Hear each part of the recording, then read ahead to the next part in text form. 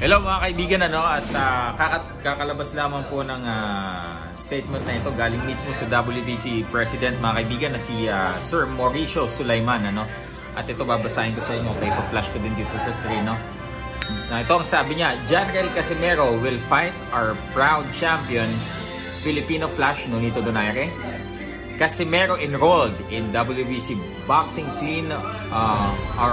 WBC Boxing Clean Boxing Program in May 2017 and has updated his whereabouts with VADA testing. Okay? It will be a great fight and we will not tolerate any foul language on any form.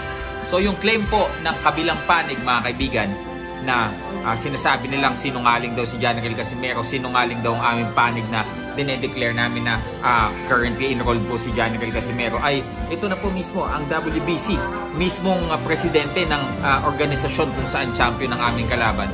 Inilathala na po nila na ito pong si Janriel Casimero ay talaga namang naka-enroll dito at updated na po ang kanyang whereabouts sa VADA testing mga kaibigan. Ano pong ibig sabihin nito? Malaki pong announcement ito. Hinihintay namin yung sagot nila. O ngayon, nanahimik sila o pati yung mga bashers namin na supporters nila, hindi sumasagot ngayon. Diba? So kami, matagal, alam naman talaga namin yan. Kaya yung kinakalat nila yung mga kasinungalingan na yun, they're spreading lies mga kaibigan. Natatawa lang kami. Diba? Hindi yung, kasi yung email, nag-send ako ng email, wala doon. Ito mismo, official na mismo yung nagsabi, mismong presidente ng World Boxing Council mga kaibigan.